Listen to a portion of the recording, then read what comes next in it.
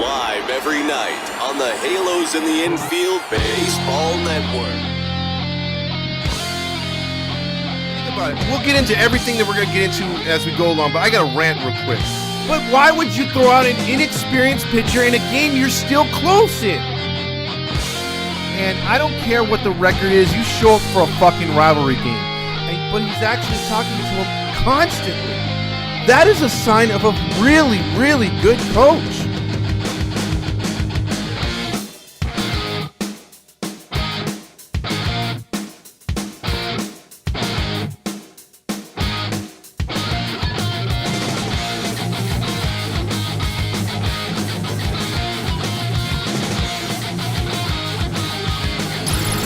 It's the ToddFox postgame podcast with your host, ToddFox. Because the only thing I want to yell is, fuck! Can I get a collective fuck?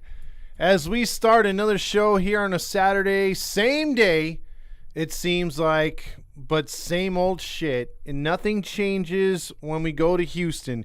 Houston, we have a tremendous problem, and that is that the Angels just can't win there. And I'll get into that in a second. So let me just let you guys know that 714 Tickets is a place to go to get tickets to concerts, sporting events, and other things out there. Obviously, that you can get 10% off and another 5% additionally to purchase other things in the future.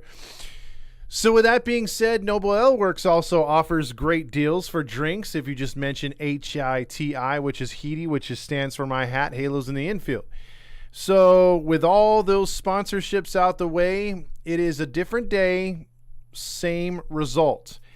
If ever there was an opportunity or a series that you could say, hey, it's time to fire Nevin, it's time to clean house, it's time to get rid of everybody and say, fuck it, let's start over. Tonight's the night. But then again, you have your Halo honks out there honking the honks saying, hey, no matter what happened, we're only 6 games out of the wild card. We're within striking distance. Well, if you say that, I can agree to a point. We're not striking distance because it's not 5 or below. The thing is, we're at 6 games. And you think about if the Angels would have just turned around and said, you know what, we need these games really bad. And the way Toronto has come out against the Chicago Cubs and losing 2 games in a row, the Angels could right now be sitting 4 games out of a wild card. Instead, the red-hot Seattle Mariners, depending on what they do tonight, are virtually tied with the Toronto Blue Jays. So now you have to depend on Seattle and Toronto to lose, and then hope that Boston and New York can beat up on each other and, you know, kind of give you an opportunity to get that last spot. And maybe Toronto gets beat up when they play other teams going down the stretch. But that's my inner honk in me getting a little happy or whatever because, again, sitting 6 games out, now with 44 games left to play, I mean, I'm lost. I wish someone would tell me or someone would help me to realize that there's still a lot of baseball to be played. Wait, what's that? We got a lot of baseball left to be played, and the season starts tonight. If you're a so-called Angel fan, if you're a Halo honk for life like me, then shut up. Well, he wants me to shut up and just enjoy the ride.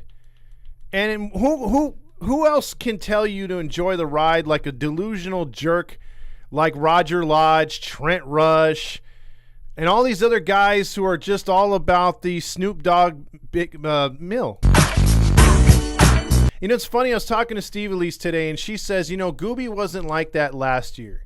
You know, he wasn't the type of guy to be all like, you know, pro everything and not, you know, he would kind of rip or say, hey, you know what, these pitchers got to change this, they got to change that. It's got to be something in the contract now to where they're just not liable or they're made to be super honkish. And it's really depressing. I mean, last night we lost 10-3 and, you know, there was no hope in that game. And then tonight, let's go over what happened. Houston, okay, after the Angels got that, actually, this was last night. No, they lost the same score.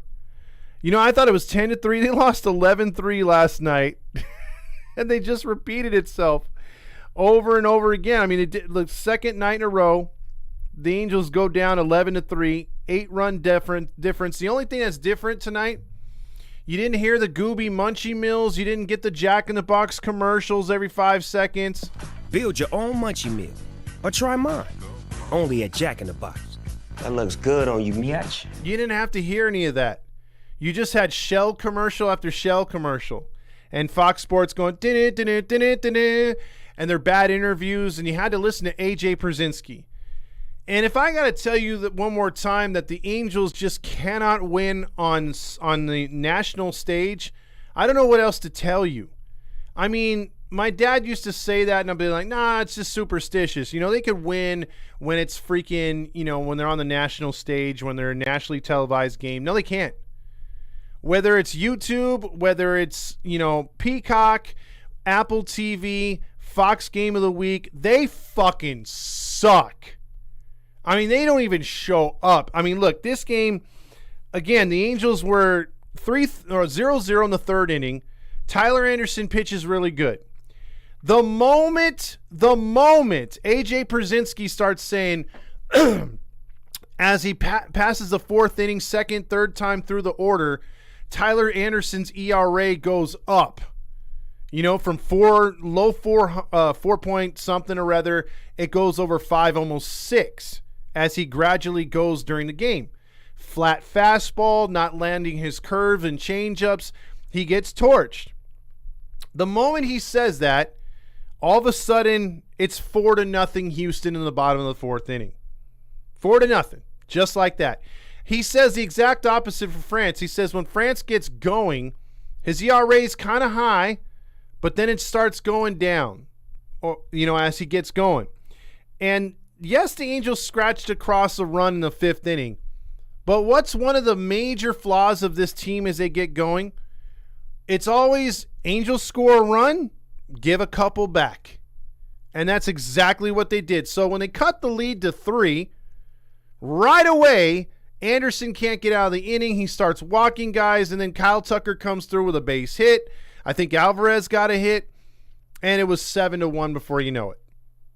Effectively ending the game. And yes, the Angels scored a run got a leadoff double by Ohtani. They moved him over on a ground ball by Moustakas. Or no, it was Drury. And then Moustakas got the RBI flyout to make it 7-2. So at 7-2 in the sixth inning, what does fearless leader Nevin say? Which he said, there's a lot of guys in this locker room, mind you, about a week ago, that believe in this team, and I know the fans don't, but watch, the Angels are going to get going, and they're going to make the postseason, or we know what we can do. You're not chasing wins, Phil. You didn't chase one last night, and you were like obsessing. I mean, the Fox crew was obsessing about saving the bullpen. Oh my God, we have to save the bullpen. You idiots had the night off before. So tonight, you're like, unload the bullpen. But again, it doesn't matter because you're only pitching an inning here, an inning there. They can all go tomorrow. But you watch. Bally's will come out there and be like, they taxed the bullpen. We need an important start from Silseth. This guy's not available. That guy's not. Quit your crying. If it really matters and it's really this late in the season, you got to step up and use everybody. Stop coddling these stop acting like these are preschoolers. I'm sick and tired of your stupid philosophy. Nevin needs to be fired a week ago. Because if you notice, when the Angels scratched across, that run that we've been dying for. Now, again, when the Angels get a couple men on, they only get the one run in that fifth inning before giving up 3 more, right? They had an opportunity to keep that inning going, but they started swinging for the fences again. So in that sixth inning, when they scratched across that run, that was what we've been screaming about as a network, as fans. You've been saying it, that when they get a guy on, especially with a leadoff double, because this team can do a lot. They can always get a leadoff double, or they can get a single, and the guy steals second base. We've seen Ohtani do it a bunch of times. We've seen Moniak, when he's not striking out, he'll do that. But what do they do afterwards? Even with a ghost runner, they don't know how to move the guy over and manufacture a run, especially for a team that can't score on the consistent basis. That is important. Now, again, philosophy doesn't make any sense because you perfectly manufacture a run in that instance to where if we were only down a couple runs, that would make sense. However, being down 6 runs at that point, that one run doesn't matter at all. So you prove that you can manufacture a run. Let's just say we're down 2-1, 3-1. That run matters. Now all of a sudden you cut the lead to 1. You score that run. That's important. I like that. But you use it in a spot where you don't need it.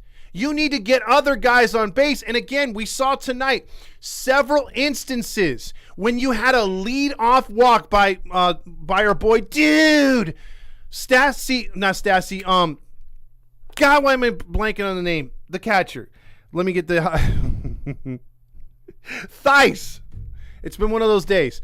When Theis led off with a good walk against France, what do the Angels do right away? Grichuk comes up and grounds into a double play immediately. Like immediately.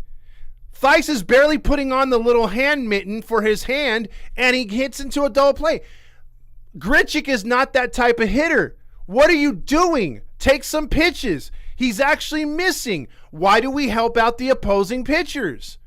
This team is way too aggressive. Just look at all of Moniak's at-bats tonight. Swing, swing, swing, swing, swing. Nobody's taking pitches. Renfroe the same thing, fouling off 10 pitches that are coming in on his hands. He can't just sit there and take a pitch. He's swinging, swing, swing, swing. All these guys are just so swing happy. And you don't understand. Then they don't understand. Why are we out so fast? Why is the other team up again? Because you're swinging at every goddamn pitch. It's, again, that 6th inning was a prototypical example of how you can score a run by manufacturing them and using the 2 outs to your advantage.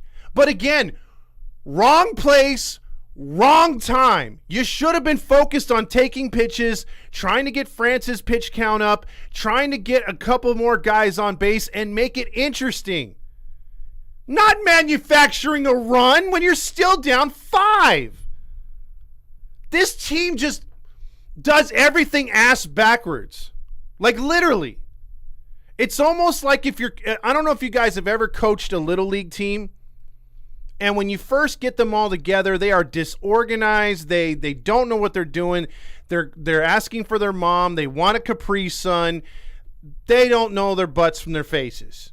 Or they're too busy trying to make friends. They're not listening to a damn thing you're saying. You will have to literally talk in a weird voice to catch their attention. Like do an imitation, make them laugh, and then all of a sudden they start to get focused. But for the most part, that's how I think the Angels coaching staff is and the players. They are so lost out there. They do everything ass backwards. Like literally, not even a little league team. They remind me of a peewee football team. Crashing into each other, false starting, not being able to put their helmet on frontwards. They have the face mask behind them. The Angels are just a mess. They are a goddamn mess. I'm so tired of this team. And then later in the game, again, he starts blowing through these pitchers. So if you really wanted to save the bullpen, why don't you do what you did yesterday? Miss I don't chase wins. You're down 7-2 and you're putting in your worst pitchers. Let's look at who he puts in. If you're trying, again, we talked about this last night.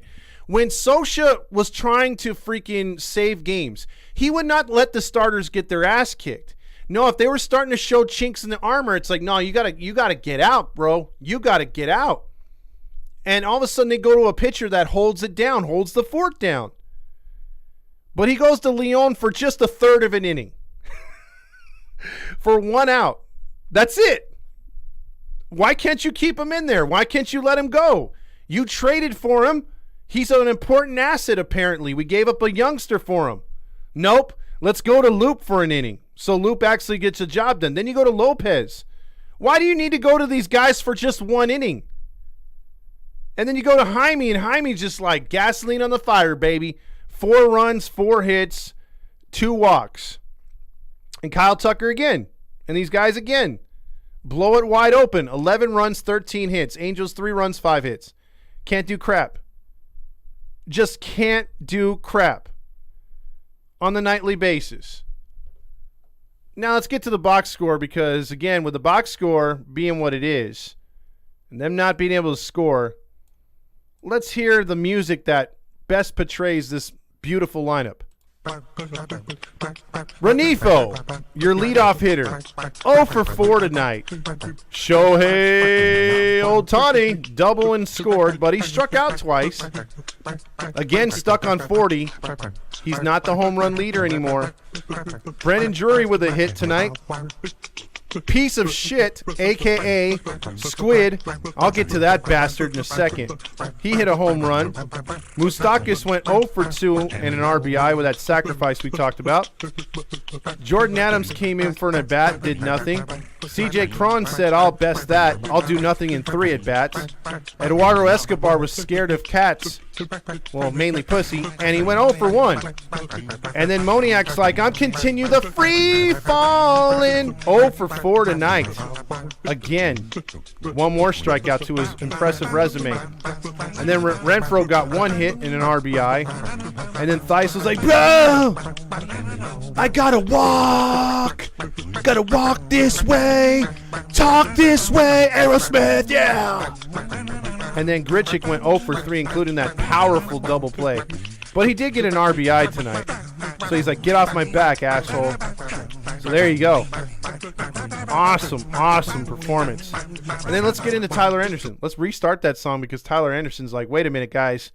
I've got something for you. 4 2/3, 6 hits, 7 earned runs, 3 walks, 6 strikeouts. Boy, when I think $36 million, I think Tyler Anderson. What a steal for us. Again, Dodgers, what a great move for them. They held on to the right pitchers and let this douchebag go to us. And guess what? The talk is, by some Angels brass, guess who the Angels are interested in free agency coming up next season? Can anyone guess outside of Ohtani? Yes, sir, indeed. A Dodger. Cyclops. Wow, I can't wait to get Boris and that bastard in this stage to have yet another lefty added to this rotation. That's the most Angel thing to happen. We lose Ohtani and get Cyclops to go along with Tyler Anderson. Dodger, Trash. Trash. Both of them. 1 good year supported by 8 runs of offense last year. Cyclops had 20 wins. This year he's very average. And you watch, the Angels will throw about $50 million at him if homeboy Ohtani leaves. Oh, no! We suck again! Yes, we do suck again. And you want to hear something? So the Angels in the last 75 games, can anyone guess their record in Houston? 75 games tonight. It marks the 75th time since the 2015 season we've played the Astros in Houston.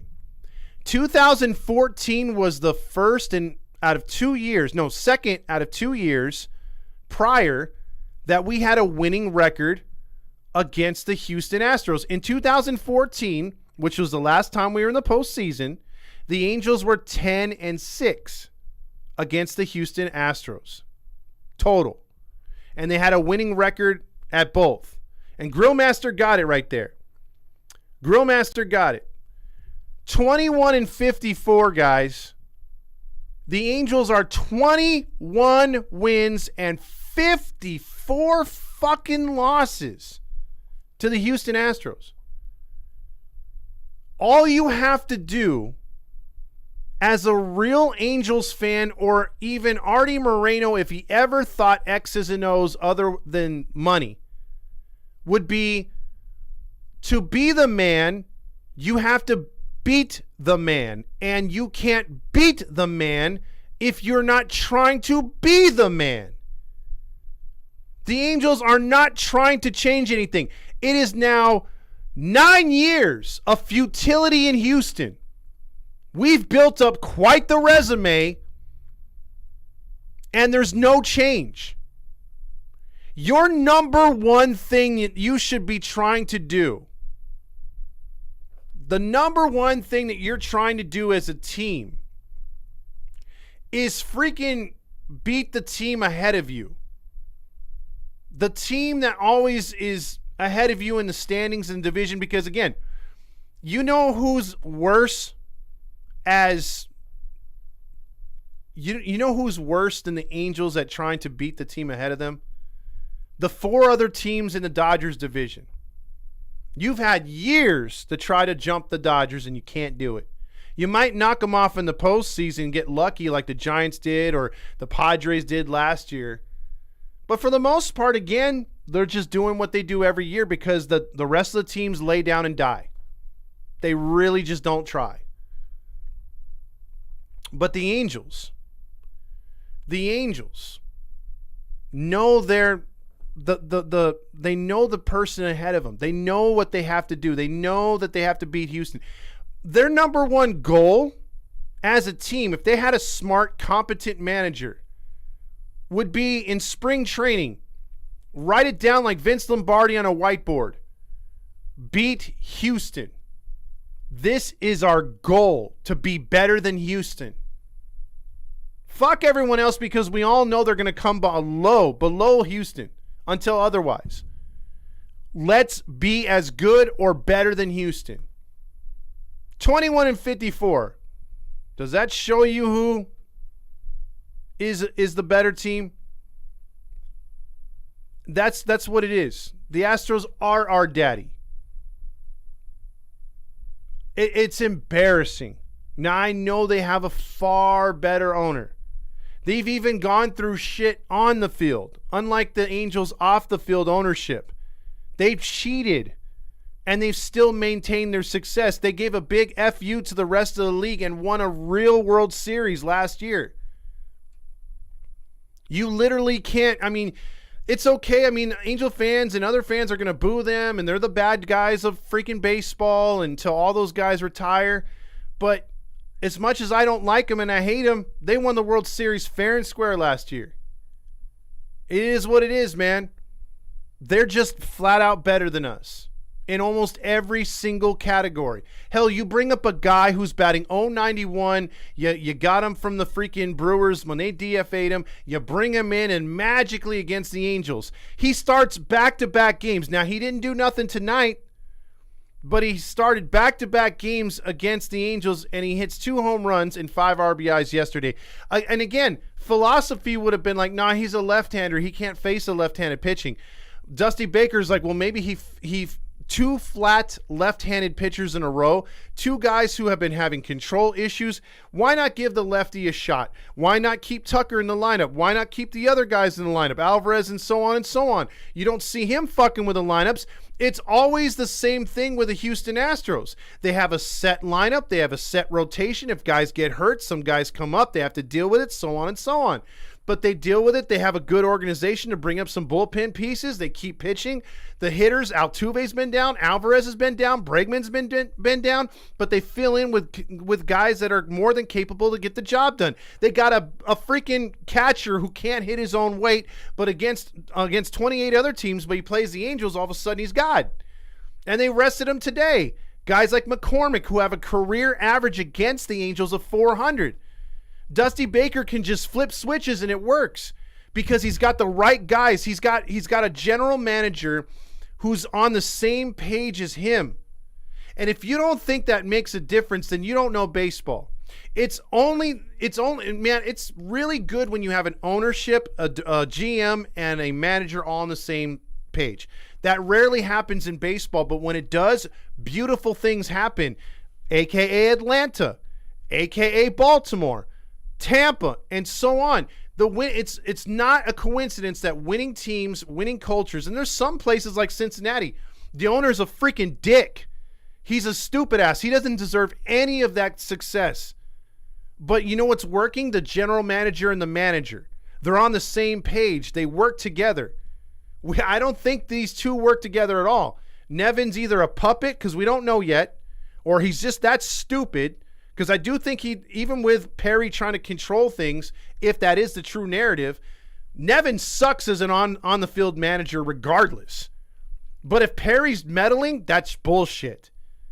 Or if Perry's telling him what to do, that's bullshit. Or if Nevin's not listening to Perry, that's bullshit. Unfortunately, we'll never know because our guys never tell the truth and we don't have a media that holds them accountable. So we'll never know unless someone writes a book at it, a.k.a. Madden. But that's what we deal with as a fan. And forget what Artie does on and off the field. Forget about how lousy he is, the indictments against him, the lawsuits, all that stuff. Forget about it. This team could win if the general manager and manager were on the same page. If either he was utilizing the players that Perry gives him, or Nevin is what is it called? Getting the right players he needs from Perry. I don't know which one it is. I literally don't. But you have 6. I mean, you literally could have pulled within 4 games tonight.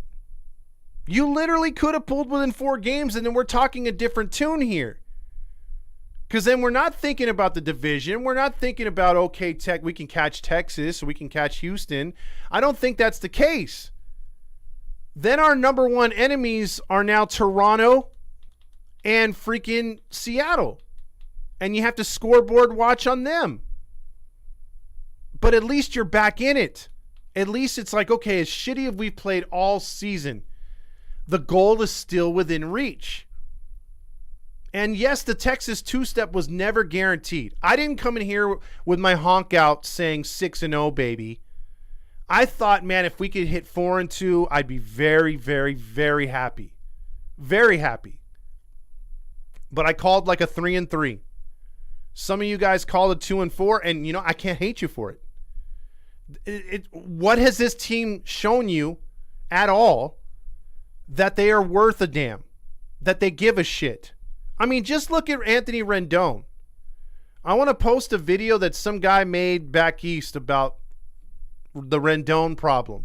It's a 14-minute video, but it's very interesting, and he really tears into the Angel organization and Rendon himself because of just what a lousy person he is personally, as far as like his attitude.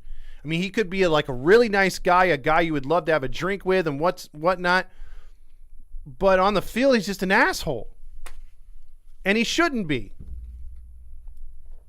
We don't deserve that as an organization. Excuse me. What we do deserve is a winning ball club. You've put up with almost 10 years of futility now. Again, next year will be the 10th year if we don't seal the deal next year. What's gonna be the offseason like? Who knows? The offseason could be either really fun or really goddamn depressing. And if I had to choose one right now, the way this team is, it's probably going to be depressing. But I just don't understand that, again, you're trying to win at all costs, supposedly. And you manufactured a run the way that we've been dying for you to do. I mean, you just think about this, guys and gals. How they did in the 6th inning tonight, and they manufactured that run. You don't think we could have used that at any time in that 4-game series against Seattle, where, again, we lost all those games with the exception of the walk-off grand slam, or not walk-off grand slam, but the 9th inning grand slam by Estevez right there by 2 runs. All the other games were 1-run losses. All you had to do was do what you did that tonight in that 1 inning, and it would have worked to either tie those games or go ahead. You refused to do it. You kept swinging uppercut, exit velocity, uppercut swings, on and on and on. You refused to change the philosophy. And then you're saying you're chasing these wins, but what happens when you find some adversity and you give up a crooked number? You give up right away. You go to your worst pitcher. It doesn't make sense. It doesn't make sense.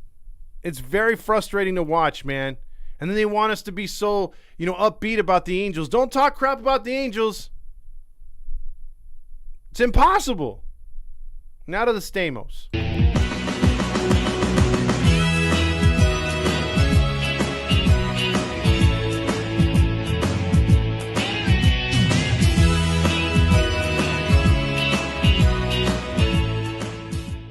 if anyone was watching this game and you know it's not an Angel, it's going to get the Golden Stamos tonight. The Golden Stamos Award is going to go to the best player on the field. And that's, again, this is the fifth time that I've given the Golden Stamos to one Kyle Tucker. Fifth time. Out of the time, again, we're not playing the Astros 16 times a year anymore, 19 times a year anymore. It's more of an unbalanced schedule. Yet, this is the fifth time I've given it to Tucker. Because he just fucking eats our pitching up like freaking hotcakes. There's no, I mean, dude just kills us. And again, if you look at his swings when they broke it down, I don't know if you guys suffered through the whole game like I did, but you watched Kyle Tucker's home run. He went with what was inside, and he just took it and put it in the right field. And then when they had runners at second and third, or it was bases loaded, whatever, the pitch was in the outside, he shortened up his swing, and he just poked it into left field. Wasn't trying to pull the ball at all, like our hitters do. He just had the right approach both times. Those are smart, well-trained hitters. You wonder why our hitting sucks so bad. We're way too aggressive, don't take pitches, we don't shorten up our swings, and we are goddamn obsessed with going the other way. And no matter what, even if the pitch is inside, our hitters are trying to hit it the other way. And that is all a product of Marcus Thames. Now and again, Tucker went 3 for 4 tonight, 4 RBIs. Just another regular Tucker night against us. It's embarrassing. Absolutely fucking embarrassing. Now to the nacho night. All the chips, all the cheese, all the refried beans, all the onion and tomato and the guacamole, all the beef and jalapeno and the sour cream, all the nachos.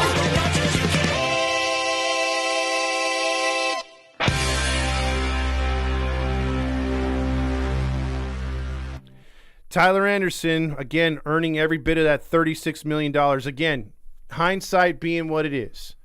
I didn't necessarily want Lorenzen back, but I didn't know the alternative.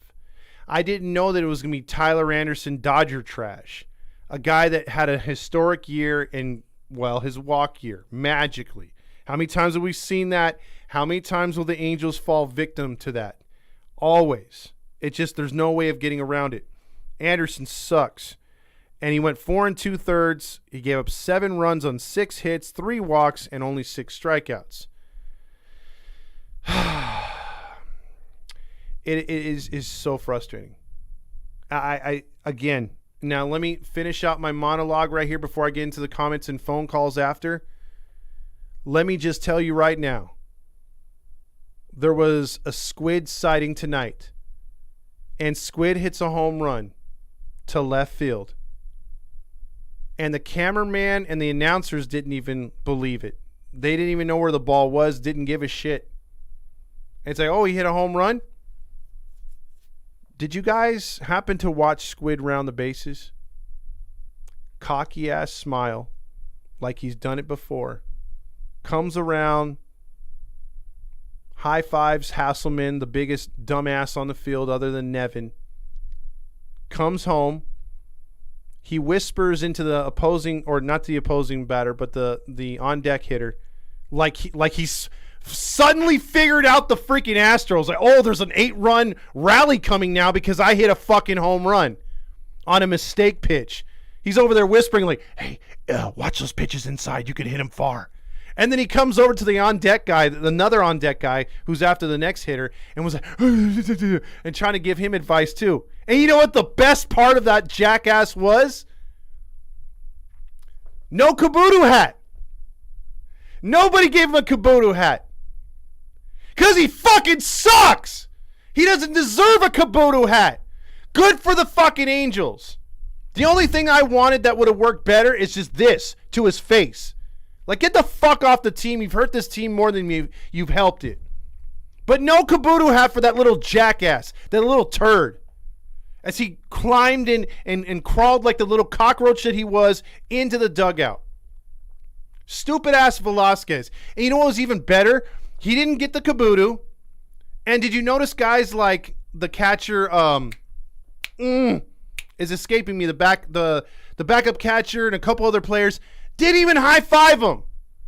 Just sat on the fucking bench and watched the game of the next batter. That was beautiful.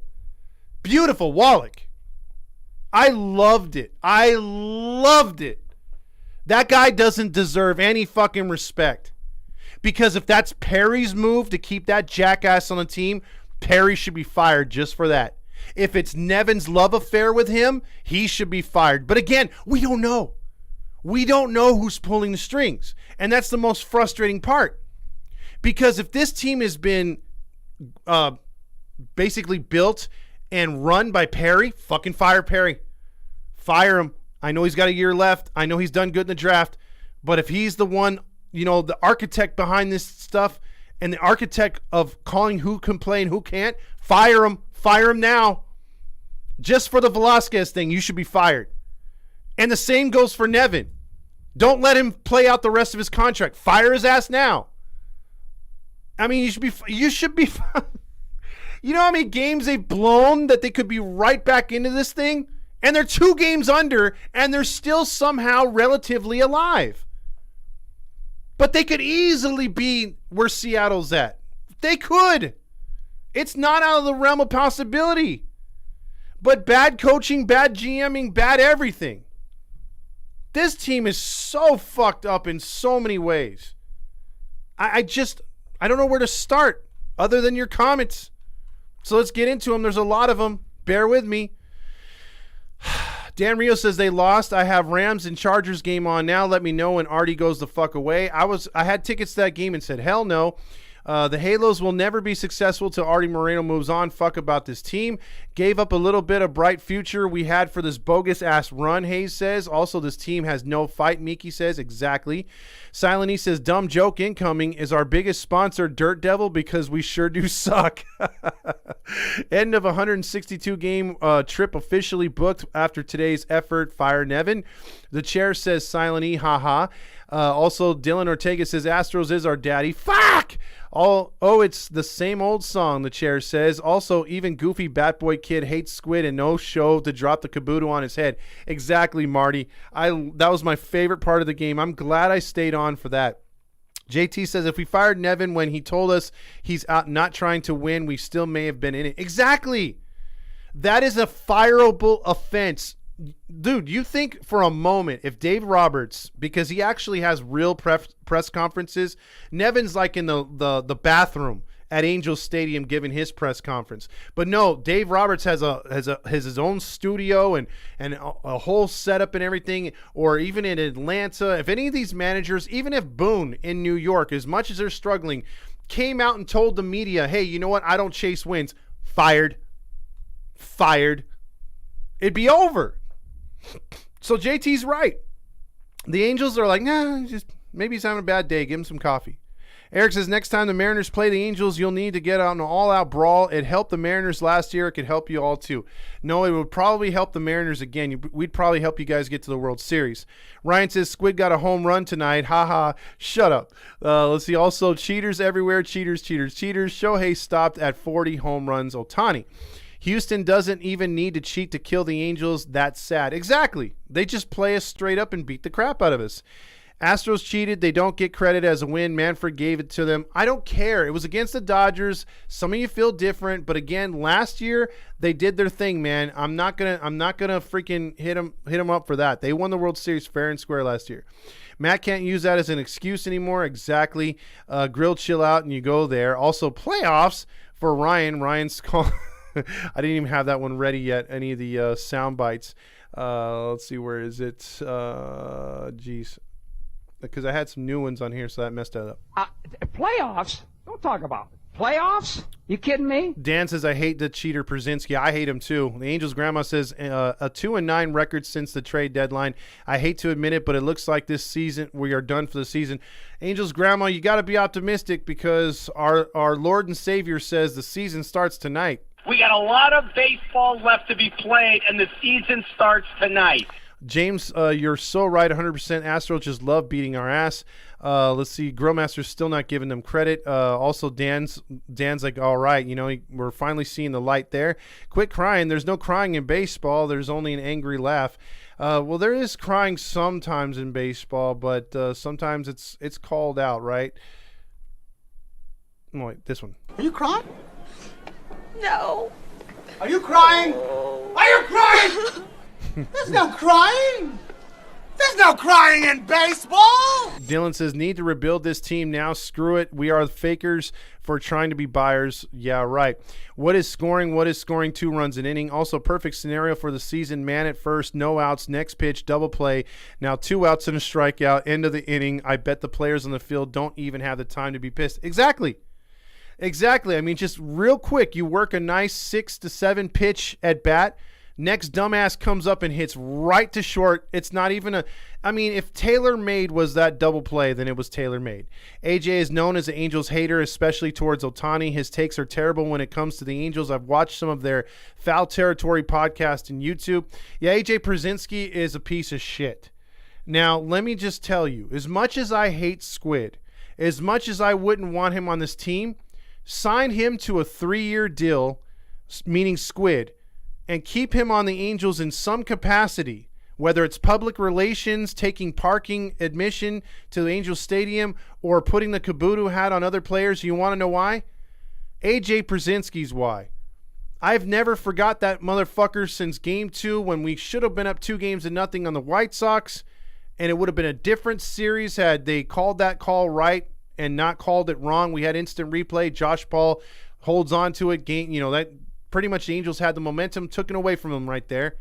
And that bastard has trolled us ever since, no matter what team he's gone to. Even when I've seen him at the game one time, he was at an Angels game calling the game for Fox, and they for some reason put him on the Jumbotron. I knew exactly who that guy was, and everybody around me was yelling obscenities and flipping off the camera. As he waved, he enjoys being the bad guy. I can't stand him. Again, I think the biggest cockroach in all of baseball is Squid, but I would take him 3 years over seeing Przinsky for the rest of my life in any kind of capacity baseball related. Literally. Because I can't stand that guy, dude. He makes me so angry, dude. Holy smokes, I thought this game was at 6:38, R. Martinez. Oh, dude, how did the Heaty Network guy forget names, Thice? So I'm guessing Angels lost again. They sure did. Same score, different day. Our hitting coaches are so bad they make the other hitters suck. Also, it's your boy says, I grew up with the Astros being athletics level of bad. Now they have owned us since 2016, in my opinion. All these honks saying after game 1 that the negative fans were going to eat crow. Exactly. Crow's not on the menu anymore. I think the honks are eating a ton of crow. How many times I have to say, stop fucking swinging, do what Bryce Harper did the other day, hold the bat at his shoulder, and let some pitches go by. The bad news, Angels. Ryan says Angels won at sucking after the trade deadline. They sure did. Silent E says they need to stop trying to control the game with the home runs. So many flyouts and uppercut swings. All you have to do is hit the ball in the baseball, and things will happen with the baseball, for fuck's sake. Fuck! Ryan says A's are even better than the Angels after the trade deadline. They are 3-7. Hanky Panky says there's a lot of baseball left to be played, and the season starts when Rendon comes back. Holy shit! He's calling for an awesome return of the promised man. We got a lot of baseball left to be played, and the season starts when tonight. Rendon comes back. See, also, I'm sick of this BS too, man. It's so fucking frustrating. Nate Hustle says all the coaches need to go. This approach isn't working, and something's got to give at some point. We need a change, if not to save this season, but to save next season, because next season is almost done. Funny, Nevin doesn't chase wins, but yet uses the same relievers day after day. Now, instead of analytical rest day approach, laugh out loud, he knows he's on the hot seat. Close game. Nah, you deserve to lose this game. Jaime, Grillmaster says. Caesar says, we should just start from scratch, trade Mike Trout, Anthony Rendon, bring up all the trash pandas, and start a new team. Man, if it was that easy, if we could send Rendon to Korea, I would be up for it. But nope, not happening. Dimitro says the Angels are making the playoffs, and I'm banging Halle Berry later tonight. Yeah, I don't think that's gonna happen, dude. Because we're all gonna get a bunch of this. You get nothing. You lose. Good day, sir. Cyclops, who's Cyclops? Well, that would be our urinal cake buddy right there. Also, Hanky Panky says the Angels are who we thought they were, and we let them off the hook.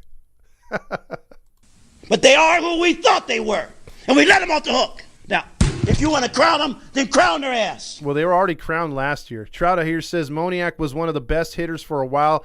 Now with all the shitty coaching has turned into shit. Literally. Exactly. Also, this game was so quick. It was just like batting order was 1, 2, 3, 1, 2, 3, 1, 2, 3. Next. Kesha was relevant the last time the Angels were good versus Houston, the chair. I love his music stuff he brings out.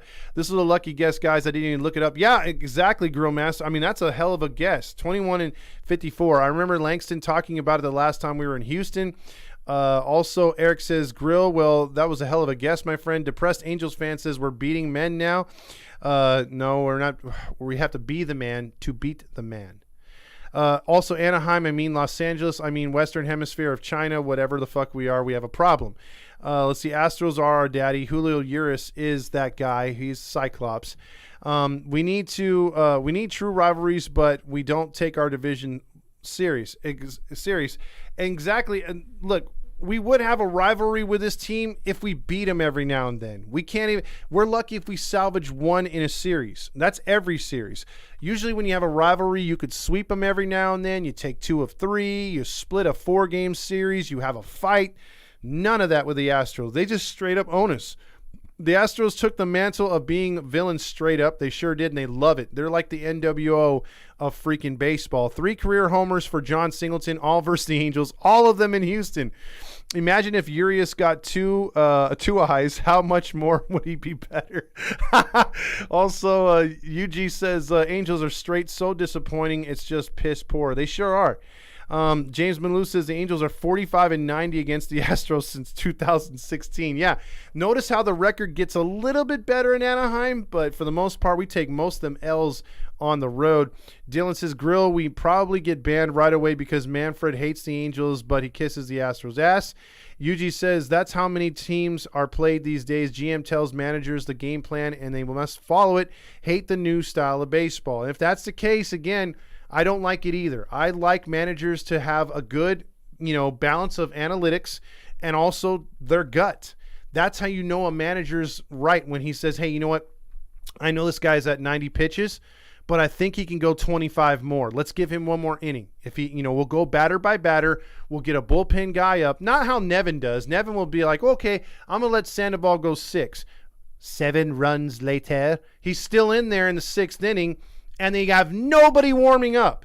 Instead of a guy facing some adversity in the 4th inning, you're like down 4 already, and it's like, you know what? Let's get somebody up right now. Or if he gets out of the inning, if he gets into any trouble in the 5th inning, let's go to the bullpen. Nope, not Nevin. Philosophy says no. Let's see, would be surprised if they even get 2 out of 6 in this series. Angels getting swept on this road trip. The chair's calling it. And you know what? I'm so sorry, James. I have to apologize live to him. James has been calling it all year. And even in his preseason predictions, he predicted the Angels to be 500, no better. And we all laughed at him. And he said, how can this roster be a 500 roster with all this talent? And we were just over there grabbing our honks right in front of him. And he's like, put your honks away. But we were honking right in front of him. All of us. Even Courtney. We're all honking our honks. And James was the only one there sitting like, hey, you know what, man? I really need to see it to believe it. And I believe that this team is going to be no better than 500. And I laughed at him. I'm like, bro, how can you think that? Not because I'm a homer, because I thought, hey, man, this team's good enough to contend with Houston and Seattle. Because at the time, I wasn't even counting Texas. But no, hats off to James. Hats off to James. Because he called it from preseason onward. He said the Angels are going to angel. And I'm like, nah, man, and I was actually going to say, man, you're being way too much of a jerk when it comes to this. Like, you know what I mean? Like, but you know what he was doing? He was being real. And I give him so much credit for just saying, you know what? Prove me wrong. I want to be wrong. Because he said that multiple times. He's a true Angel fan. I don't doubt him being an Angel fan all the way. But you know what? We were calling ourselves realists, but still giving a honk for the playoffs. And he stuck true to his word, and he stuck true to his gut and said, you know what? I don't think we're going to make the playoffs this year. And he was right.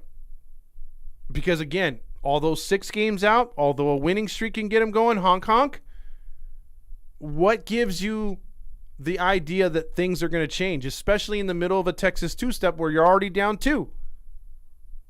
You, like I said, hats off, James. That's all I can say. Hats off.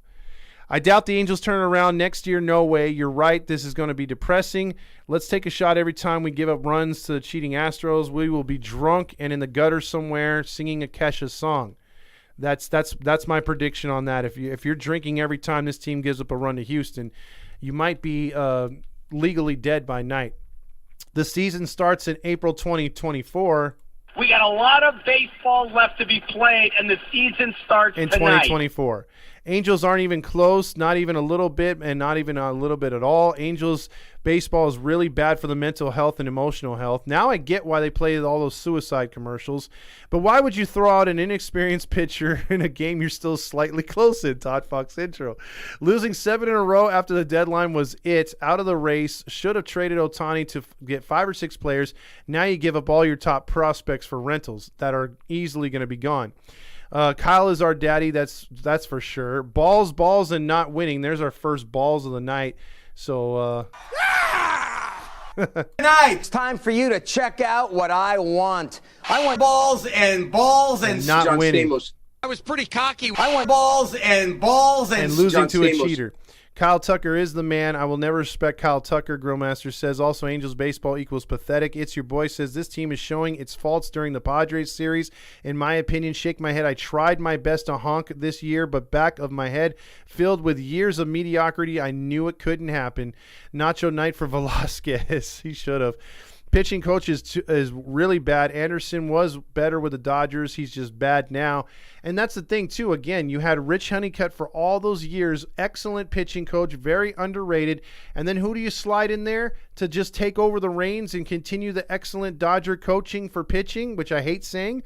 But Mark Pryor. Mark Pryor's turned into a hell of a pitching coach. Got to give him that. Kyle Tucker is long-bodied, short-legged baseball guy. Anderson is a done deal.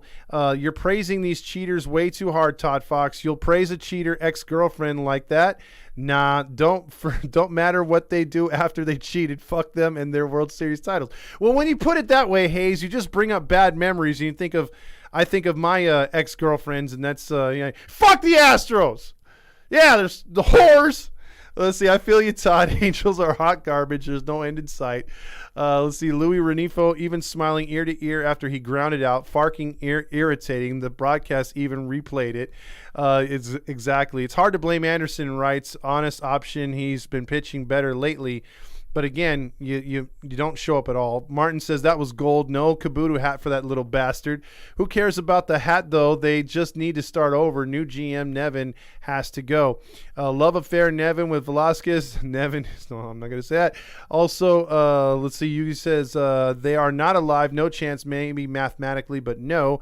Showtime says Angels always getting owned by Astros. They sure are. Grillmaster says, well, we're all feeling after every loss. Emotional damage. Balls, and Patrick O'Neill. Tonight, it's time for you to check out what I want. I want balls and Patrick O'Neill. Dan Rios, Chargers 20, Rams 7. Get used to it. The Rams are going to get their asses clapped all year, especially by my Seahawks. Your team sucks. Also, Angels play ball like a girl. Now I got to find that one again. Let's see, where is that one? Because that one is pretty damn good. Shit. There it is. You play ball like a girl! Showtime says, fire Matt Wise. Exactly. Nate Hustle says, I'm crying. Let's see. You're crying, Nate. There's no crying in baseball. Yeah, there is no crying in baseball. Are you crying? No. Are you crying? Are you crying? There's no crying. There's no crying in baseball! Angels pitcher is so that the Matt Wise teaching is suck. CJ Cron left the game with back tightness. Oh, great. Man, there's got to be some type of loophole in his contract. There's not, unfortunately. Squid was heard asking Nevin if he could take over as hitting coach. So we still making the playoffs, fam? Box score wants to know. Well, the season did start the other day. Dude, love the Angels lineup song. Sounds like something out of Pee-wee's Playhouse, which sounds about right for this team, Johnny. Be good. Grill the Rams or Chargers will win. Good call. Let's see. Also, the chair saying thank you for the love, but I have to give it to him. He called it. Let's see. Also, I remember him calling it too. Also, James refuses to pull his honk out until Squid and Nevin are gone. Yeah, exactly. All of us are pulling out our honks. Like even Randy, we were all pulling out our honks because we thought this year was different. It looked different. And it felt different. You felt like there was some urgency. You felt like there was going to be some accountability. But then we realized philosophy was still there. Maybe Perry's meddling and all this other stuff. And then we know who the owner is. And then it just all fell to shit. Trouter here says, nice call, James. What Powerball numbers do you have coming up? Let's see. Also, the box score says balls, and fuck! That's a new one. I was pretty cocky. I want balls and stuff. Eric says it's time for you to check out what I want. I want balls and John Stamos. Season starts. We got a lot of baseball left to be played, and the season starts tonight. In April. Let's see. Do y'all remember when we signed Anderson and he said he would be a dud of a signing, and you did remember what I said when you guys got Anderson and the Dodgers choked in the playoffs last year. You were right as well. Grillmaster always checks in as well with some more balls. He likes the balls. He wants to go with balls, and Kyle Tucker. I was pretty cocky. I want balls and Kyle Tucker. Mick says the Angels lose 11-3 2 nights in a row. Yes, indeed. Which means by Grillmaster's math, they lost 22-6. Mick says, my gosh, I thought they hadn't updated the score from last night. Again, that's what the title is for. Groundhog Day. Didn't we lose by this much yesterday? Richard Thurman says, Angels have consistently been on the broken record. Balls, beat a dead horse. This is how the season plays out. First half, stay relevant, keep fans sound. Second half, slowly slip away and vanish. They are not slowly slipping away. They are dying on the operating table. They tried to operate and help them out. And that didn't happen. They're slipping away in the emergency table. Grillmaster says, these nuts. Got him. So we'll take a couple phone calls here. 714-598-3221. The results on the poll are as follows. 38% say the Angels would be better if the Astros moved out. And if no, 62% if the Astros stayed. Or if they did leave, the Angels would still find a way to lose. Patrick says, sell the team. Artie, Johnny B. Good says, can we still sell the team tailgate? It's about that time. We need to go to Oakland status. Let me just tell you this real quick. I don't think we'll ever get that far. I don't think it'll ever get that far unless this team actually is threatening to move. Because, again, that's why Oakland fans did what they did. And they're going to do it again. And you got to remember, that's an Oakland fan base that doesn't have an athletics ass fan or a honk version of the A's. They just have A's fans. And for some reason, that fan base can get together and be one and do something that spectacular. Angel fans can't do that. For an example, look at our Facebook Halos in the Infield page. The administrators had to ban a few people. Now, I'm one of the administrators. I didn't personally do it, but you had infighting on that page where some guys were realists like us, but they went a little far and would make outrageous posts or sarcastic posts, and that's fine. But when they went a little far is when they went personal. And they started attacking people for being too honkish. Now, you could say all you Halo honks and not call out other people. And then when they respond, you go back and forth calling, slurs to each other, cussing each other out. That's bullshit. And I had to make a post and say, hey, you know what? Can we just keep it to baseball? No personal attacks. If you want to attack that guy's take, fine. Or that girl's take, fine. But don't attack them racially, sexually, or nothing like that. Discriminatory, no. Stay away from that. That's bullshit. Let's not sink to that low. But that's what's going on because you have a very passionate Halo honk side that despite all we know about this team right now is still just honking away. Just honking away. It's okay that we've lost this many games. It's okay that we're in that we look pathetic. It's okay that we score 1 run and give up 5. It's okay that we can't score runs with runners in scoring position. What are you guys complaining about? We're the Angels. Keep paying Artie. And they don't understand that it's okay to boo. It's okay to be upset. It's okay to be frustrated. That's all part of being a fan. That's why when the team actually wins, we're all going to be rejoicing together. We may even forget that so-and-so over there is a huge Halo honk and I can't stand him. You're going to high-five his ass if you see him at the stadium. You're going to like his post when you're online because we won a world championship or we won a playoff series. But for right now, this fan base is completely split down the middle. You have realists on one side that maybe go a little too far, like myself. You know, I yell, bitch, and moan. That's one thing I'll never say. Hey, you know what? I'm not like that. I'm honest. Blah blah blah. No, I bitch and moan. I get frustrated. I wear my heart on my sleeve. I go at it. Whatever. But there's a thing that will never be cohesive. This fan base cannot be cohesive and work together.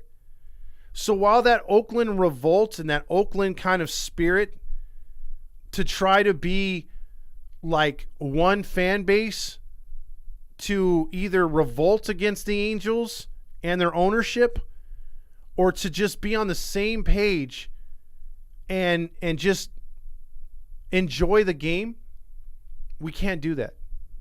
We just can't do that. The only thing that can bring everything together and bring Artie Moreno back to the stadium is winning. That's it. But if we're a mediocre franchise, if we're a bad franchise, if we're a team that continues to struggle, the propaganda machine, which is almost as good as CNN and Hitler's propaganda from back in the day, those brands of propaganda where it's CNN, Fox, whatever, they all lean one way or the other. They were able to tear apart people and divide people. Those organizations divide people, whether you like it or not. Maybe the Hitler one was a bad reference. But anyway, you get what I'm saying. Propaganda is propaganda. If they want you to follow a narrative, by God, they're going to push that narrative until you do. And they will get a lot of people to then follow that narrative and then look down on you when you choose to have your own opinion. So, again, the reason why we troll the honks is because they refuse to see. Oh, there we go. It's the Halo honk line. What's up, Mr. ToddFox? Who's this, Mr. Man? This is Mr. Cesar Lopez, Mr. ToddFox. What's up, Cesar Lopez? How you doing? Pretty good, brother. I just want to make a couple comments. I just want to know your opinion as far as I have a feeling we know we're not going to get Ohtani back. That's a given. But do they just blow it? Do they just blow everything up? And I don't know. What do you think? It's hard to say because you don't know how much they're going to commit to this. It's Ohtani's the type of guy, once in a generational guy, but even that's a risk because they said it today on TV. How long is he going to pitch, and hit at the same time? And I think they need to realize that fast before the end of the season because if we sit on him and hope that he makes the decision soon, we could be losing out on other free agents that we can back him up if he leaves. So I don't know, man. Like right now, I'd have to say it's 20% that we sign him. 20%. I think it's virtually done. I think it's done. It's in the basket. He's gone because I think the guy's just gonna. he's gonna walk. You could just tell that he wants, like, look at the way he struck out Mike Trout in the WBC. You could tell he wants to win. He's a winner. Mm-hmm. So I think it's inevitable. He's gone. So I think the Angels should just blow everything up. I'm talking about even from their scouting department. You just got to get rid of everybody. And one thing, I was talking to a friend of mine. I just want to know if you know this. Okay, Victor Rojas, he works for the Rangers, does he not? No, they fired him last year. He used to. He used to work with him. Yes.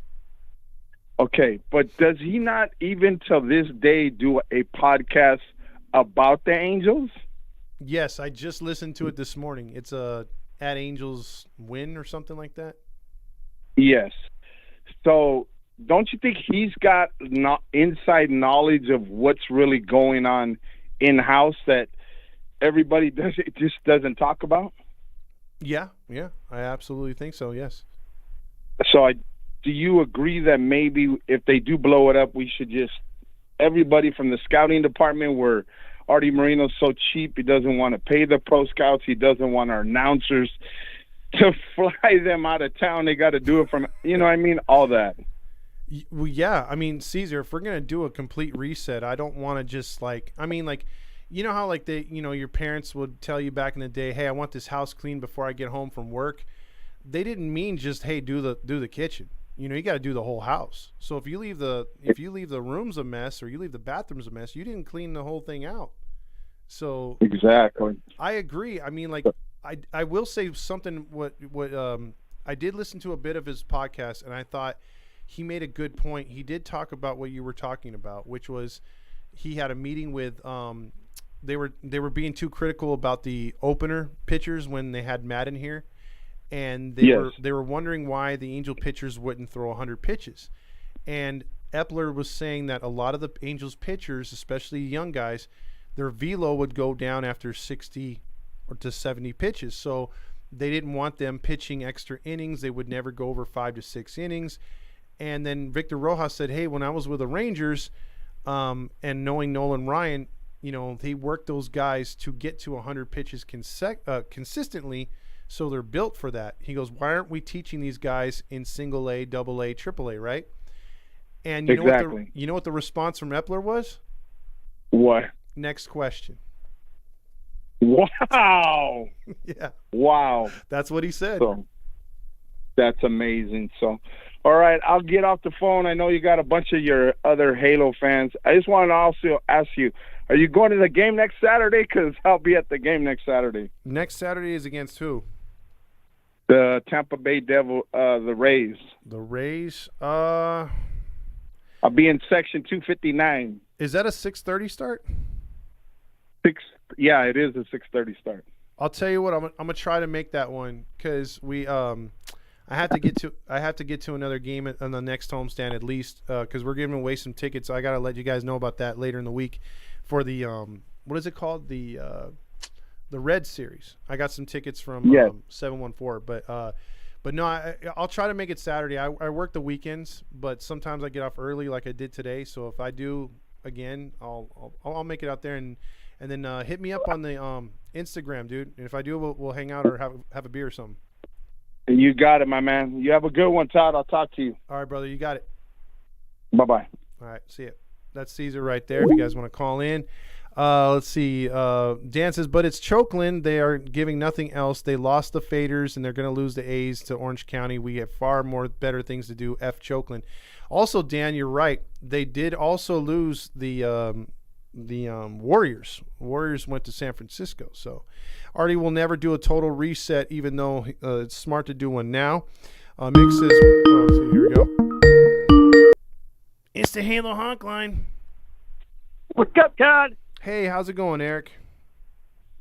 Oh, not too bad out here. How are things could get better? Well, I mean, look, you've seen the movie Groundhog Day, right? Yes, sir. Well, you know how he wakes up every day and it's just the same old crap over and over? Yeah. That's what we face when we face Houston. It's like when we beat them, we're very surprised. You know what I mean? Like, we could have a good pitching matchup, but it just seems like no matter what Houston pulls, Dusty Baker, they have our number, man. I mean, just everything works for them, and it really never works when we play them. They're just so much better, disciplined, smart. They go over scouting reports. They just own us. Yep. I tell you, and they're a very good team. Yes, they are. Yes, they are. And then, let's see. I mean, so, I hope that y'all don't leave L.A. Yeah, I mean, look, you guys are in a really good position right now. I don't know the score right now with Baltimore. Let me see. Nobody scored yet. Oh, it's nobody scored yet. Yeah, you guys are in the 6th. All right, that's a good pitching matchup right there. And then, isn't it aren't they doing the retirement for Felix tonight? That was awesome. Yeah, so he gave his speech or his what is it? They retired his number, right? I don't know about the number part of it, but I know that at least they put him into the Hall of Fame. Oh, that's good. Yeah, he's definitely an icon up there in Seattle. That's for sure. Yeah, he definitely and his final year, and then he tried to go to Baltimore and Atlanta, but he never made it back up to the majors or whatever it was, and that was a very good thing because we wanted him to end with us. Yeah, and I think he signed a 10-day contract or something like that to stay with Seattle, or a 1-day contract just to retire a Mariner. Yeah, well, yeah, and then let's see here. So, what time is the game for y'all tomorrow? Good question. I think that's a morning game because of it's a getaway. So I believe, let me check tomorrow because yeah, that's 11:10 morning game. So yeah, we'll see how we do against your Kuwaiti. He's been not good lately. 6 ERA. He's pitched good against the Angels in his career. And we got Chase Silseth fresh off a 12 strikeout performance. But I don't care if we have Nolan Ryan in his prime pitching against the Astros tomorrow. We still can't hit. Just can't hit. Oh, man. And then, things. Well, and then, let's see. I really thought, before the trade deadline, I really thought that he was going to stay in L.A. And then, ever since then, all they've done is lose games, and the longer this goes on, the less positive I am that he's going to come back there.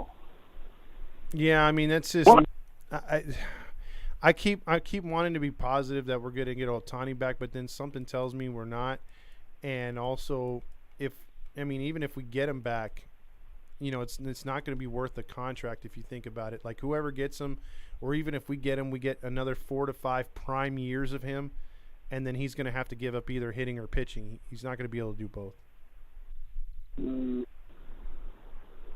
So yeah, and probably, honestly, I don't know which one that one's going to be because he's so good at both of them. Yep.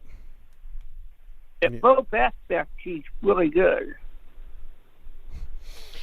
Yeah, it's tough, my man. I mean, this team's just it gives you no hope at times, man. I mean, you just see that some of the players, again, you look at our dugout and they just look like they have their different little parties of friends. They don't have any kind of camaraderie. The chemistry sucks, and winning clubs hang together. They all get along, and we just don't have that, man. There's just everything wrong with this team. I didn't think it was gonna be worse than last year, and it's definitely worse this year. I tell you, when do you guys play us again? When do we what? When do y'all play Seattle again? You looking for some free wins or what? No, what I was thinking was the next time y'all play Seattle, just go to fight because that helped us last year. So just go to brawl and see what happens. Well, we don't play you guys. We don't play you guys here. We only play you 3 more times, and that's in September. It's going to be on my birthday, the 12th and the 13th. So those 3 days in Monday, Tuesday, Wednesday of September, and that's it. So even if we get into a fight, there's going to be no time to come back. Oh, man. Fine to get you a fight earlier then. You're just trying. See, that's why I like you, Eric. You're still, I mean, even though we're rivals in the division, you're still trying to say, hey, man, maybe we can help out the Angels a little bit. You're too nice, my friend. Oh, thank you, Shu. Well, enjoy the game up there. You know, at this point, dude, I mean, like, obviously, if the Mariners lose, that helps us. But I don't know. The way they're playing, they might pull it out again against the Orioles. So good luck, my friend. All right, bud. All right, buddy. Have a good one. All right. Bye-bye. All right, that's Eric right there. Thurman says, Groundhog Day is Angels baseball each season. Be optimistic and hope that Artie sells period. Stop blaming the team at this point. The owner is the problem. Drop the mic. It's the Halo Honk line. They say we're young and we don't know. Won't find out until we grow. You mentioned Groundhog Day, so all I thought about was waking up to the same song every day on the alarm clock, and that's how these last 2 games have felt. Where there's no chance at all, and it just first time, long time, by the way. Oh yeah, feels like a long time since I called in or whatever. Yeah, work has been crazy. Unable to do much, but yeah, I'll listen in for the sweep tomorrow, and then get ready for the 3-game sweep in Texas as well. So I'm ready for that. The Texas 2 sweep. Oh, that's it. Yeah, that's what you should name the next flagship podcast. Yes, if indeed that happens. Yeah, man. Getting back to what I said before the season, I just felt like a lot of things were not done enough to solidify the bullpen, the rotation. I felt like offense was not the problem, but need to get more pitching. And I know they did at the deadline, but it's a lot to give up.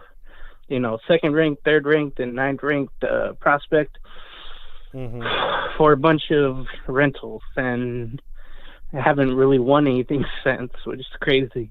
I know there was a bunch of other teams that didn't win after a while, after the break. I think it was like 0 for 4, 0 for 6, but we're the only ones still going, I think. Or maybe we won 1. I can't remember if the Angels did. We beat the Giants twice. Oh, that's it. Yeah. But other from that, it's like 2 and 9, 10 or something like that. 2 and 9. Well, it's going to be 2 and 10 tomorrow. Oh yeah. I have no worry about that. The only thing we can hope for is still Seth pitches really good tomorrow, keeps us in the game, and then the bullpen comes in and blows it. That's what I feel like. Eventually, it's going to be 11-3. Well, I don't know. Or maybe even I don't know who's going to be left because they're all tired, man. It's all Mimi time tomorrow. They're going to be super tired. So you pitch that many guys, they cannot pitch back to back. They're going to be so goddamn tired. I mean, like, and they have to wake up early in the morning, bro. I mean, what are we going to do? They're on Texas time. They have air conditioning in their damn hotels. They should be fine. You know how me and air conditioning go so well together. But yeah, I'm like frustrated, but I have a sense of like, okay, I knew this was going to happen, and I was just ready for the collapse. I felt honkish kind of after the Giolito trade. Once it happened that night, I was like, okay, they're going for it at least. We'll see how it goes. And it's really bad. Kyle Tucker, for me, I thought he was going to be an MVP. I don't know. Maybe he'll make the next. No, he won't. Because Shohei, everybody will vote for Shohei. But I feel like Kyle Tucker should be right there. I always liked him and Santander from Baltimore, like I always mention. Those two are always, they kill you. They're in right field. They kill you with the offense, kill you with the defense. And you see where both teams are with Baltimore and Houston. But, man, where do you go from here? Oh, you mentioned Saturday. I might be able to go to that Rays game, maybe. We'll see about that. Or Sunday, I'm not sure. But I was hoping to go to one of those games against Cincinnati, but it's not looking like it. Yeah, I wanted to get to one of those as well. But, yeah, I don't think we're going to make it either. So that's why I got those tickets to give away. But yeah, I think I'm going to try to go to that Tampa Bay one too. And if you go, dude, I mean, we can all sit with Caesar. You know, there you go. Yeah, it'd be good to meet him. And I was just thinking about it. You give me one of those 4-packs, I could fit in all 4 seats. My fat ass could sit in all 4 seats, no problem. They would just have to weld off the little things there. But anyway, hey, I'll let you go. Long ass series, long ass season. It's almost over. Where do you go from here? You got Raider football. That's where you go. Oh God, they're gonna be what, 4-13, 3-4. It's gonna be really bad, dude. It's not good. Who's your quarterback now? It's not good. Garoppolo? Jimmy G or Brian Hoyer. Wait, what happened to Garoppolo? No, yeah. He's not starting off well. He's helped the defense really improved in practice the first week. He threw about 3 or 4 picks on one. Oh, it was last Friday, hot ass Las Vegas. He threw or Henderson, wherever they practice in Nevada. He threw about 3 or 4 picks to the defense. And there's articles out there saying, oh, the Raiders defense had a good day today. They might be improving. That's because Jimmy G threw to them on the other side. No, eventually he's going to get hurt, and then eventually Brian Hoyer will start.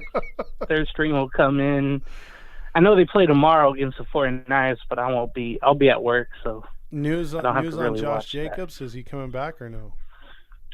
Well, this has turned into Raider Report. That's cool. More might of as my well. You said what's next from here. I'm like, well, let's get a report on the Raiders. Raiders football. Yeah, he's unhappy. They wanted the contract done.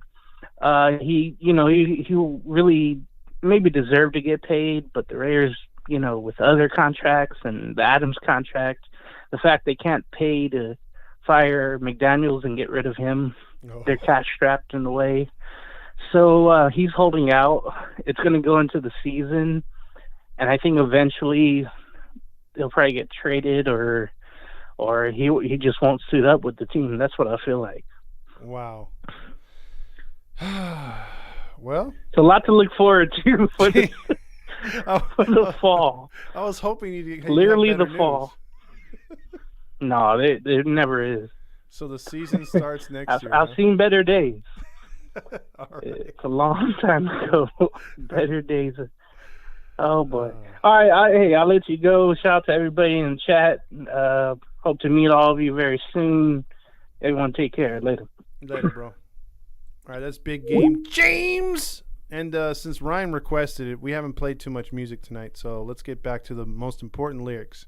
I will be strong, I will be faithful, 'cause I'm counting on a new beginning, a reason for living, a deeper meaning, yeah. Sing it if you know it. Here it comes. And I wanna stand with you on a mountain, and I wanna bathe with you in the sea. Here we go. And I wanna lay like this forever. Until when, baby? Until the sky falls down on me. Which is coming very soon for the Angels. Because when that proverbial sky falls down on us, and we've already bathed in the sea together, well, it's time for the Titanic song and for us to play into the night and then play out the rest of the string and say, you know what? We gave it a shot and it just didn't work out yet again. And we're going to have to accept it. It's like that kid says on those depressing suicide commercials on Bally's. Swing away. You know what I mean? Life, it throws you a curveball. Swing away. So that's what we're going to have to do. And just flip our football hats on and get into football if you're a football guy or girl. And then hope for next year. And hope that good things come to the Angels, which, again, it's not looking too positive. We're not looking very Charlie Sheenish because we're not even... Wow, winning. I'm by winning. I win here and I win there. Yeah, we can't even win here and we can't even win there. We want to be told that there's a chance. So you're telling me there's a chance? Yeah! Exactly. I don't think... See, Mario has the right idea. He's like, you know what? I don't think the season starts in 2024. I think it starts in 2032. We got a lot of baseball left to be played, and the season starts tonight. Call me a bootlicking houseman all you want. I don't give a damn. Don't go to sleep on my Halos in 2033. It's going to be one heck of a year for Angels baseball. Yeah, 2032. Well, that's it for us tonight. I appreciate everyone hanging on, calling in, chatting up the chat as always. Hit a like if you can. We would really appreciate that. It helps out with the algorithm. And we'll have some bigger announcements coming up here because this week we're going to let you know what's going on with the app. And, because obviously we are now a part of Pro Sports Fans. We're going to be on there with former ESPN people. That's going to be kicking off next week at some point, either midweek or by the weekend. And then you'll see what we're going to be doing over there. And then we got other things to announce. Also, if you haven't seen the commercials for our backpack drive for the kids, if you want to donate, we left the on Instagram all the information there. It's also on the Facebook Halos in the Infield page. If you want to donate there, we're doing a backpack drive for kids that need school supplies and new backpacks and everything else like that. It's basically a backpack. For every donation you make, the backpacks are about like $20, and they're filled with all kinds of school supplies, and we're giving them to needy kids that can't afford it and families. So trying to do a little something good for the community. That's Fernando's idea. We also partnered with the 66ers on it. So because it's going to be in the Irvine area, Irvine school district out that way, not Irvine, it's San Bernardino. Sorry, San Bernardino. So yeah, we got that going on. So want to check that out if you can. If you're able to donate, we'd much appreciate it right there, because we want to get in as many backpacks for as many kids as possible before the school starts. Because some school districts aren't starting around this time. My stepkid's school district is starting this week, upcoming, but other districts aren't starting till September. So that's the one that's going to start in September. But there you go. Everyone have a good rest of your Saturday. Do something other than think about this pathetic team for once for tonight, because pretty soon we'll be playing this song too. This is the end. My only friend. The end. It could be pretty soon. Who knows? But anyway, have a good rest of your Saturday. Go Angels!